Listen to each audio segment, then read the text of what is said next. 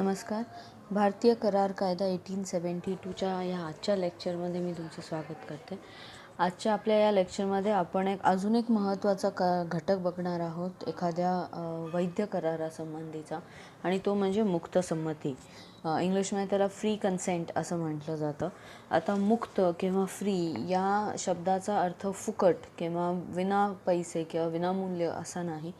फुकट किंवा मुक्त किंवा फ्री विल किंवा फ्री कन्सेंट या सगळ्याचा अर्थ इतकाच असतो की कुठल्याही व्यक्तीने ज्या वेळेला एखादा करार करण्यासाठी त्याची संमती दिली असते त्यावेळेला त्या व्यक्तीची ती संमती ही मुक्त असणं गरजेचं आहे. जबरदस्तीने दिलेली संमती किंवा कुठल्या धाकाखाली दिलेली संमती किंवा समोरच्या व्यक्तींनी खोटं सांगून आपण त्या खोटाडेपणावर विश्वास ठेवून दिलेली संमती, या संमतीला मुक्त संमती असं म्हणता येत नाही. आणि कायद्यानुसार अशा सगळ्या संमतीला कुठलीही मान्यता दिली गेली नाही आहे.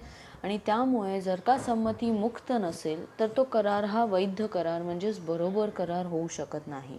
मग अशा प्रकारच्या करारांना काय करता येतं, त्याचे कॉन्सिक्वेन्सेस काय असतात, त्या करार केल्यानंतर त्याचे परिणाम काय भोगायला लागतात, कुठल्या प्रकारचे हक्क आणि जबाबदाऱ्या निर्माण होतात, याविषयीची आज आपण चर्चा करणार आहोत. कलम 13 नुसार ज्या वेळेला एखादी व्यक्ती दुसऱ्या व्यक्तीला संमती देते त्यावेळेला ती संमती एका ठराविक विशिष्ट गोष्टीसाठीच दिली जाते. त्याला कन्सेन्सस ॲड आयडम असं म्हटलं जातं. समजा मला माझी येलो कलरची बाईक विकायची आणि समोरच्या व्यक्तीला वाटतं की मी माझी ब्ल्यू कलरची बाईक विकते आहे आणि त्यासाठी त्यांनी संमती दिली असते, तर त्याला मुक्त संमती म्हणता येत नाही. म्हणजेच आम्ही दोघांनी जे काय ठरवलेलं आहे ते एकाच बाबतीत किंवा एकाच विषयावर ठरवलं नाही आहे आणि म्हणून त्याला करार म्हणता येत नाही. जेव्हा दोन किंवा अधिक व्यक्ती एकाच विषयावर एकाच विचाराने सहमत होतात तेव्हा त्यांची करारास संमती आहे असं म्हटलं जातं. आणि म्हणूनच करार करताना कराराशी संबंधित व्यक्तींची विचारसरणी समान असणं गरजेचं असतं. कराराशी संबंधित व्यक्तींचे एकाच विषयावर समान दृष्टीने सहमत होत नसेल किंवा दोन्ही व्यक्ती वेगवेगळ्या विचाराने प्रेरित झाले असतील तर त्या स्वेच्छेने दिलेली संमती म्हणता येणार नाही. आता उदाहरण द्यायचं झालं अजून एक, तर दोन व्यक्तींनी विशिष्ट व्यक्ती अथवा वस्तू संबंधित करार केला आणि नंतर असे आढळून आले की करार विषयात अथवा नावावरील सारखेपणामुळे त्यांची चुकीची समजूत झाली किंवा त्यांच्या मनातील विचारसंमती भिन्न आहे असे असेल तर त्यांची करारात संमती नव्हती आणि त्या करारासंबंधित झालेले कुठलेही विचार हे कायद्यानुसार मानले जात नाहीत आणि त्या कराराला वैध करार म्हणजेच बरोबर करार असा म्हणता येत नाही. आणि ज्या वेळेला संमती ही मुक्त नसेल त्यावेळेला करार हा वर्जनीय करार होतो. तुम्हाला आठवत असेल तर आपण सुरुवातीला जेव्हा कराराचे प्रकार बघितले तेव्हा आपण एक प्रकार बघितला की वर्जनीय करार. ह्याचा अर्थ असा असतो की ज्या व्यक्तीची संमती ही मुक्तपणे घेतली गेली नाही आहे त्या व्यक्तीला कायद्याने एक ऑप्शन दिलेला असतो, एक राईट दिला असतो, हक्क दिला असतो की त्या व्यक्तीने ठरवावं की तो करार त्याला पुढे चालवायचा आहे आणि तो बरोबर करायचा आहे का तो करार त्याला पुढे चालवायचा नाही आहे आणि तो व्यर्थ करार करायचा आहे. म्हणून एखादा वर्जनीय करार असताना तो वर्जनीय करार वैध म्हणजेच बरोबर करार होऊ शकतो किंवा व्यर्थ करार होऊ शकतो. तर कुठल्या कुठल्या कंडिशन्स अंडर किंवा कुठल्या कुठल्या सर्कमस्टन्सेस अंडर करार हा वर्जनीय होतो ही गोष्ट जी आहे ती कलम 14 दिलेली आहे. आता कलम 14 नुसार खालीलपैकी कुठल्याही घटनानुसार जर का एखाद्या व्यक्तीची संमती घेतली असेल तर ती संमती मुक्त नाही असं म्हटलं जातं. पहिलं आहे धाक किंवा बलप्रयोग, त्याला इंग्लिशमध्ये कोर्शन असं म्हणतात. कलम 15 नुसार ज्या वेळेला एखाद्या व्यक्तीच्या आयुष्यावर किंवा त्याला धमकावून त्याच्यावर बलप्रयोग करून त्याची संमती मिळवली गेली असेल तर त्याला वर्जनीय करार म्हटला जाईल आणि त्या व्यक्तीला अधिकार असतो तो करार रद्द करण्याचा. दुसरा असा केस आहे की कलम 16 नुसार त्याला अनुचित प्रभाव असे म्हटले जाते. आता आपल्याकडे किंवा बाकी जगभरात सुद्धा अशी बरीच लोकं आहेत की ज्यांना आपण आयडल मानतो, की आपण त्या लोकांकडे इतकं रिस्पेक्टनी बघतो की ती लोकं आपल्याला जे काय म्हणतील ते आपण सगळं मान्य करतो. म्हणजेच काय, तर त्या व्यक्तींचा आपल्यावर इतका मोठा प्रभाव असतो की जे काय ती लोकं म्हणतील आपण त्याला संमती देतो. जसं की समजा आपल्या आईवडिलांनी आम्हाला एखादी गोष्ट सांगितली की अरे तू हे कर किंवा अगं तू ते कर, तर आपण त्यांना परत क्वेश्चन करत नाही. आपण त्यांना उलट विचारत नाही की का करू किंवा कशाला करू. आपण असं समजून चालतो की आई-वडील आपल्यासाठी जे म्हणतायत किंवा जे सांगतायत ते बरोबर सांगतायत. का? कारण त्यांचा प्रभाव आपल्या आयुष्यावर बऱ्यापैकी चांगला असतो.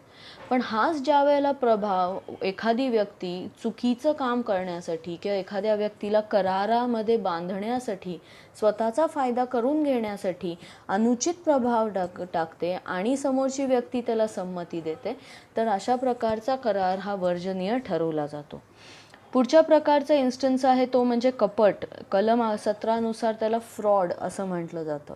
आता फ्रॉड किंवा कपट हे शब्द असे आहेत की जे आपण दैनंदिन आयुष्यामध्ये बऱ्याचदा ऐकलेले असतात. न्यूजमध्ये, ॲडव्हर्टिजमेंट्समध्ये, पेपरमध्ये बऱ्याच ठिकाणी वाचले सुद्धा असतात. एखादी व्यक्ती ज्या वेळेला चुकीच्या उद्दिष्टाने, फसवणुकीच्या उद्दिष्टाने समोरच्या व्यक्तीला खोटे प्रतिपादन करते, खोटे स्टेटमेंट सांगते आणि समोरची व्यक्ती त्या गोष्टीला संमती देऊन करार करते, अशा संमतीला मुक्त संमती मानले जात नाही. कपटेपणाने किंवा फ्रॉड्युलंटली किंवा फसवणूक करण्याच्या उद्दिष्टाने ज्याला समोरच्या व्यक्तीची संमती मागितली जाते, घेतली जाते, त्यावेळेला तो करार हा वर्जनीय करार ठरतो. तसेच कलम 18 नुसार फ्रॉडसारखंच अजून एक गोष्ट आहे ज्याला मिसरिप्रेझेंटेशन असं म्हणतात. मराठीत त्याला असत्य प्रतिपादन असं म्हणतात. बऱ्याचदा असं होतं की एखादी व्यक्ती करार करण्यासाठी समोरच्या व्यक्तीला बरेच प्रतिपादन करते, की जसं समजा मला एखादी कार विकत घ्यायची आहे, हॉन्डाची कार विकत घ्यायची आणि मी हॉन्डाचा शोरूममध्ये जाते. तर हॉन्डाचा जो सेल्समन असतो तो मला बरेच स्टेटमेंट सांगतो त्या कारबद्दलचे, की कार इतकं ॲव्हरेज देईल, त्याचा लॅम्प LED लॅम्प असा आहे, त्याचा कलर असा आहे, त्याची होलस्ट्री अशी आहे, वायपर्स असे आहेत, so on and so fourth. तर हे सगळे जे प्रतिपादन केले जातात ते उद्दिष्ट असं असतं की मी ती कार विकत घ्यावी, म्हणजेच काय, मी करार करावा त्यांच्याबरोबर.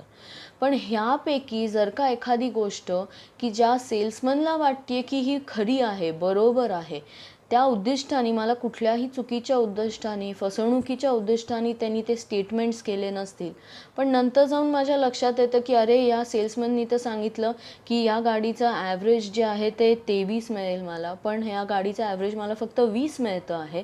3 ह्याचा ॲव्हरेजचा डिफरन्स बघायला गेला तर पेट्रोलवर मला जास्त पैसा घालायला लागेल.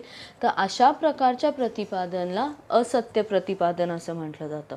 पण हेच जर का सेल्समन मला खोटारडेपणाने सांगत असेल, त्या सेल्समनला माहिती आहे की गाडी 23 नाही पण 20च ॲव्हरेज देते आणि तरीही त्यांनी ते खोटं सांगितलं असेल, तर त्याला असत्य प्रतिपादन नाही, त्याला कपट असं म्हटलं जातं. आणि ह्या दोन्हीपैकीचा हा महत्त्वाचा फरक आहे. कलम 20, 21 आणि 22 मध्ये अजून एक प्रकारचा घटक दिलेला आहे, तो म्हणजे चूक. इंग्लिशमध्ये त्याला मिस्टेक असं म्हणतात. जर का चुकीने एखाद्या व्यक्तीची करारासाठी संमती घेतली गेली असेल, तर त्याचे काय परिणाम होतात हे कलम 20, 21 आणि 22 मध्ये दिलेत. पहिल्या 4 सर्कमस्टन्सेसनुसार करार हा वर्जनीय होतो, पण चूक किंवा मिस्टेक ह्यानुसार करार वर्जनीय होत नाही, पण काही काही ठराविक सर्कमस्टन्सेसनुसार तो करार जो होतो तो व्यर्थ करार होतो. तर आपल्या पुढच्या स्लाइड्समध्ये, पुढच्या लेक्चर्समध्ये आपण बघणार आहोत की कधी एखादा करार वर्जनीय होतो आणि कधी एखादा करार हा व्यर्थ मानला जातो. आपला पहिला जो घटक आहे तो म्हणजे धाक किंवा बलप्रयोग. आता कलम 15 नुसार, भारतीय करार कायद्याच्या कलम 15 नुसार ज्या वेळेला भारतीय दंड संहितेने प्रतिबंधक केलेले कृत्य, म्हणजेच इंग्लिशमध्ये त्याला इंडियन पेनल कोड असं म्हटलं जातं. आता इंडियामध्ये इंडियन पेनल कोड नावाचा एक कायदा आहे की ज्या कायद्यामध्ये सगळ्या गुन्ह्यांची दखल केली गेलेली आहे. म्हणजेच काय, किडनॅपिंग असू देत, चोरी असू देत, रॉबरी असू देत, थेफ्ट असू देत किंवा सुसाईड असू देत, मर्डर असू देत, अटेम्प्ट टू मर्डर असू देत, जे काय इंडियामध्ये गुन्हे मानले जातात ते गुन्हे काय आहेत, कुठल्या कंडिशन अंडर त्याला गुन्हा मानला जाईल आणि त्या गुन्ह्याची शिक्षा काय असेल, या संदर्भातला जो कायदा आहे त्याला इंडियन पेनल कोड असं म्हटलं जातं, म्हणजेच भारतीय दंड संहिता मानला जातो. आता कलम 15 नुसार जेव्हा एखादी व्यक्ती समोरच्या व्यक्तीची संमती मिळवण्याच्या दृष्टिकोनातून असे कुठलं तरी कृत्य करते किंवा असे कृत्य करण्याची धमकी देते की जी भारतीय दंड संहितामध्ये प्रतिबंधित केलेली आहे, त्यावेळेला त्या व्यक्तीने धाक किंवा बलप्रयोगाचा उपयोग करून संमती मिळवली आहे असं मानलं जातं. आता कलम 15 काय म्हणतो की भारतीय दंड संहितेने प्रतिबंधक केलेले कृत्य करून किंवा असे कृत्य करण्याची धमकी देऊन जेव्हा एखादी व्यक्ती दुसऱ्या व्यक्तीला ठराव करण्यास भाग पाडते किंवा दुसऱ्या व्यक्तीने ठराव करावा या हेतूने त्या व्यक्तीची मालमत्ता अडवून ठेवते किंवा ठेवण्याची धमकी देऊन ठरावास संमती मिळवते, तेव्हा त्यास धाक किंवा बलप्रयोगाने मिळवलेली संमती असे म्हटले जाते. आता एक एक्झाम्पल द्यायचं झालं तर लेट्स से मी एखाद्या व्यक्तीकडे जाते आणि त्या व्यक्तीच्या डोक्यावर गन ठेवते, बंदूक ठेवते आणि म्हणते की तुझी जी खाली मर्सिडीज बेन्झ लावलेली गाडी आहे ती मला विकण्यासाठी माझ्याबरोबर करार कर. आता एखाद्या व्यक्तीला त्याची मर्सिडीजपेक्षा त्याचं आयुष्य नक्कीच जास्त प्रिय असेल. ती व्यक्ती काय म्हणते, ठीक आहे, मला गोळी नको मारू, मला मारून टाकू नको, मी साईन करायला तयार आहे, मी करार करण्यास तयार आहे. पण हा जो काय करार केलेला आहे तो मुक्त संमतीने केलेला करार नाही आहे. मी त्या व्यक्तीवर कुठली तरी किंवा असं कृत्य करण्याचा प्रयत्न करते आहे की जे कृत्य भारतीय दंड संहिताने प्रतिबंधक केलेलं आहे. एखाद्या व्यक्तीला मारून टाकण्याची धमकी देणं किंवा अटेम्प्ट टू मर्डर हे इंडियन पेनल कोडनुसार गुन्हा आहे आणि मी त्या व्यक्तीची संमती अशा प्रकारे मिळवलेली आहे, म्हणून आमच्यात झालेला करार हा वैध करार होत नाही, आमच्यात झालेला करार हा वर्जनीय करार असा मानला जातो. मग आता धाक किंवा बलप्रयोग ही घटना करारातील संबंधी व्यक्तीकडून होईल किंवा झाली पाहिजे असे नाही, तर कराराशी संबंधित नसणारी व्यक्ती करारास संमती देण्यासाठी व्यक्तीवर धाक किंवा बलप्रयोगाचा वापर करू शकते. समजा मला एक कॉल येतो आणि असं मला त्या कॉलवर सांगितलं जातं की तुमच्या बहिणीला आम्ही किडनॅप केलेलं आहे, जर का तुम्हाला तुमची बहीण हवी असेल तर तुमची जी काय प्रॉपर्टी आहे ती सगळी आमच्या नावाने तुम्ही विकणं गरजेचं आहे. आणि त्यांचा एखादा माणूस येतो आणि मला सही करून माझी घेऊन जातो. तर आता या केसमध्ये जरी मी करारास पक्ष असेल तरी माझ्यावर कुठल्याही प्रकारचा धाक किंवा बलप्रयोग केलेला नाही आहे, पण माझ्या अशा एखाद्या रिलेटेड व्यक्तीवर बलप्रयोग किंवा धाक करण्याचा प्रयत्न केला आहे की जेणेकरून मला माझ्या प्रॉपर्टीपेक्षा माझी बहीण प्रिय आहे आणि म्हणून त्याला घाबरून मी माझी सगळी प्रॉपर्टी त्या व्यक्तीला ट्रान्सफर करते. अशा प्रकारे सुद्धा जर का संमती मिळवली गेली असेल तरीही त्या संमतीला बलप्रयोग किंवा धाक वापरून संमती मिळवली गेली आहे, ती मुक्त नाही आहे असं मानलं जातं आणि करार हा वर्जनीय ठरवलेला जातो. आता ज्या वेळेला धाक किंवा बलप्रयोग वापरला जातो त्यावेळेला त्याच्यासाठी काही महत्त्वाचे घटक आहेत, ते म्हणजे एकतर भारतीय दंड संहितेने प्रतिबंधक केलेले कृत्य किंवा करण्याची धमकी देऊन धाक किंवा बलप्रयोग मिळवलेली संमती असली पाहिजे. दुसरं तसेच की संमती मिळवण्यासाठी व्यक्तीची मालमत्ता अडवून ठेवणे किंवा अडवून ठेवण्याची धमकी देणं गरजेचं आहे आणि धाक किंवा बलप्रयोगाची कृती ठरावाशी संबंधित असणाऱ्या व्यक्तीनेच केली पाहिजे असं नाही आणि धाक किंवा बलप्रयोगाची कृती ज्या ठिकाणी घडली त्या ठिकाणी भारतीय दंड संहिता असलाच पाहिजे, अंमलात आणलाच पाहिजे असं नाही. आता भारतीय दंड संहिता म्हणजे इंडियन पेनल कोड हा फक्त इंडियामध्ये लागू आहे. पाकिस्तानमध्ये, श्रीलंकामध्ये, US मध्ये, युरोपमध्ये कुठेही हा लागू करता येत नाही, कारण कायदे जे असतात ते ठराविक देशासाठीच बनवले गेले असतात. पण जर का माझी बहीण लेट्स से फॉर एक्झाम्पल फिनलंडमध्ये आहे और let's say for example US मध्ये आहे आणि US मध्ये कुठला तरी एखादा व्यक्ती तिच्या डोक्यावर गन ठेवतो आणि मला व्हॉट्सॲपवर व्हिडिओ कॉल करतात आणि म्हणतात की ही तुमच्या बहिणीवर आम्ही डोक्यावर गन ठेवली आहे, तुम्ही प्रॉपर्टी पेपर साईन करा, नाहीतर आम्ही तिला मारून टाकू. आता US मध्ये भारतीय दंडसंहिता लागू नाही आहे, पण तरीही करार जो मी करते आहे तो इंडियामध्ये करते, आणि तरीही अशा प्रकारचे करार जे केले जातात त्याला वर्जनीय करार मानलं जातं. कारण धाक किंवा बलप्रयोग अशा प्रकारे वापरण्यात आलेला किंवा अशा ठिकाणी वापरण्यात आणला आहे जिथे जरीही भारतीय दंडसंहिता अंमलात नसेल तरीही करार जिथे मी करत आहे तिथे भारतीय दंडसंहिता अंमलात आणलेली आहे, आणि अशा प्रकारच्या करारांना सुद्धा वर्जनीय मानले जाते. आता एखादा करार जो धाक किंवा बलप्रयोगाने केलेला आहे, अशा संमती मिळवलेल्या करारांचा परिणाम काय होतो, तर ज्या वेळेस कराराशी संबंधित व्यक्तीची धाक किंवा बलप्रयोगाचा वापर करून ठरावात संमती मिळवली जाते, तेव्हा ज्या व्यक्तीची अशी संमती मिळवण्यात आली आहे तिच्या दृष्टीने असा ठराव वर्जनीय ठरतो, आणि ज्या व्यक्तीने धाकाने किंवा बलप्रयोगाने दुसऱ्याकडून पैसे किंवा वस्तू प्राप्त केल्या असतील तर तिने त्या परत घेणं गरजेचं असतं.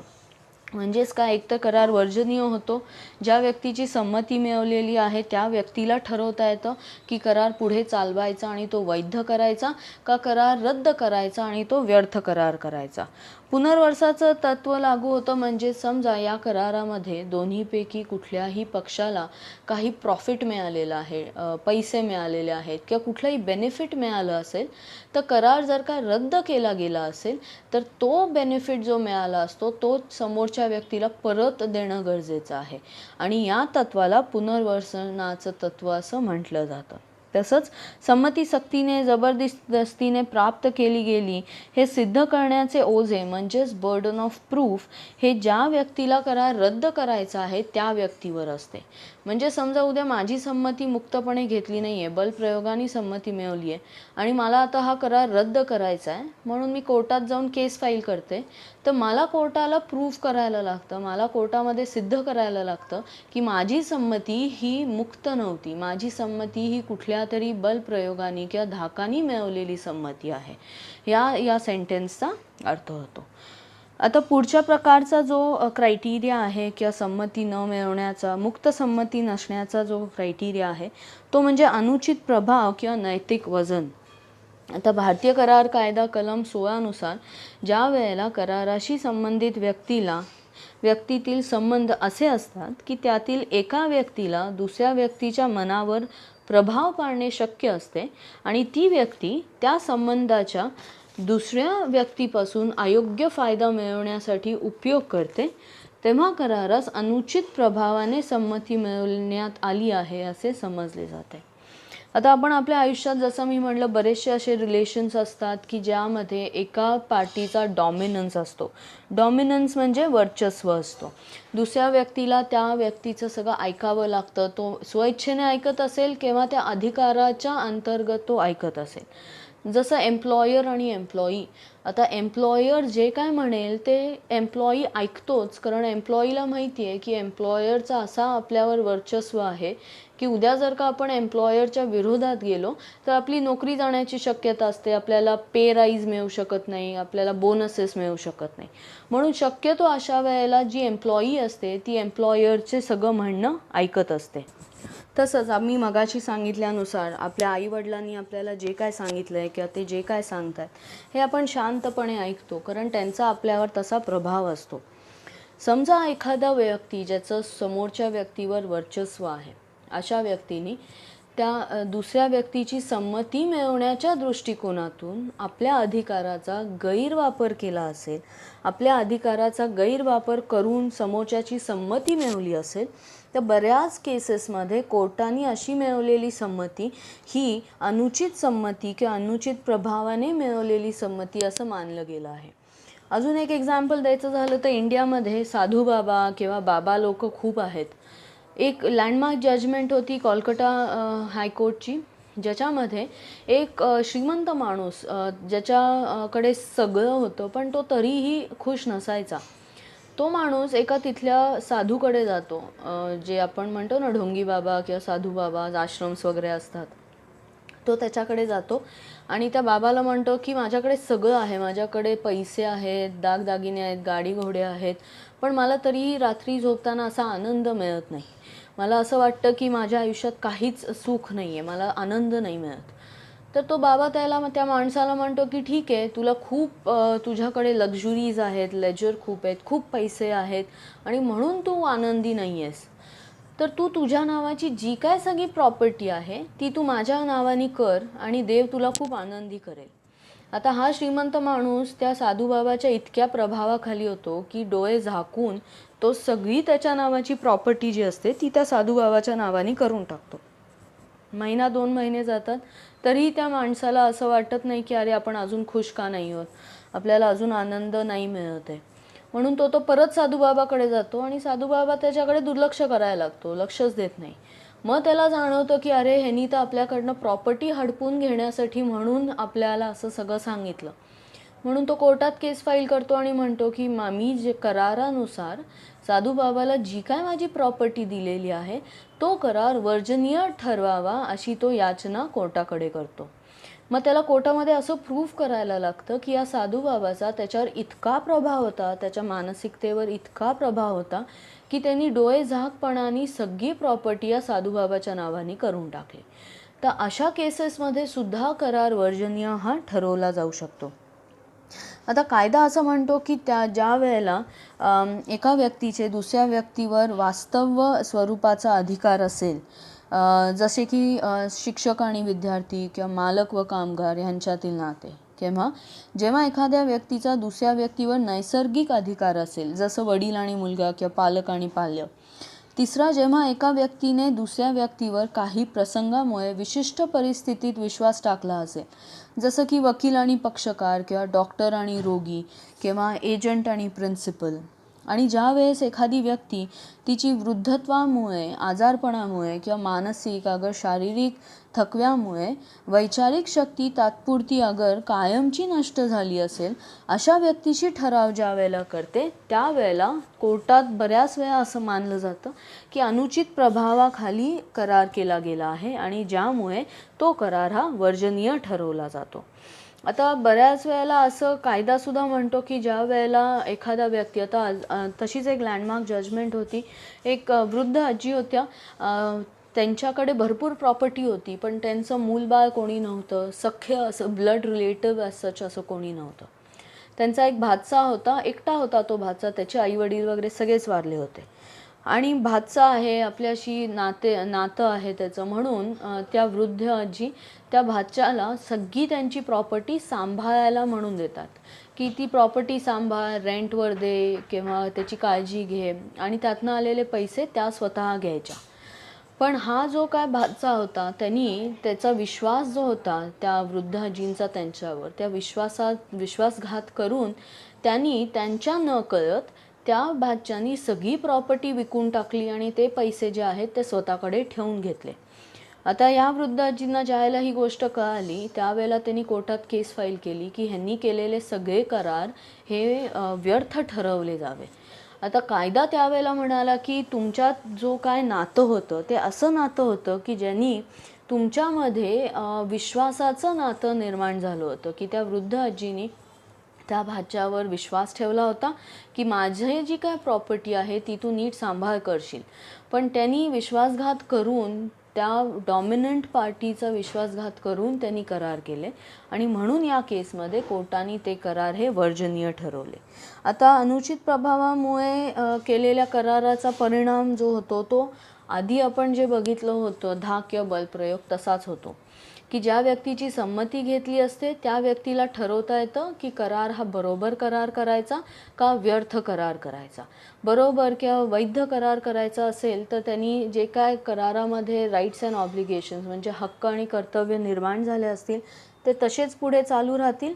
पण जर का पक्षांनी ठरवलं की नाही हा करार मला पुढे कंटिन्यू नाही करायचा आहे आणि तो व्यर्थ करार ठरवला जातो कोर्टाद्वारे, तर त्यावेळेला एकामेकांबरोबर केलेले सगळे हक्क आणि कर्तव्य तिथल्या तिथे समाप्त होतात. पण या कराराअंतर्गत जर का कुठल्याही पक्षाला काही फायदा झाला असेल, काही पैसे मिळाले असतील, कुठल्याही प्रकारचा फायदा झाला असेल तर तो जो फायदा असतो तो समोरच्या व्यक्तीला परत देणं भाग असतं. म्हणून मुक्त संमती किंवा फ्री कन्सेंट एखाद्या करारामध्ये अत्यंत गरजेची असते, कारण जर का ती मुक्त संमती नसेल तर करार हा वर्जनीय ठरवू शकतो. आता आपण आपल्या पुढच्या लेक्चरमध्ये कपट आणि मिसरिप्रेझेंटेशन म्हणजेच असत्य प्रतिपादन याबद्दल बघणार आहोत. धन्यवाद.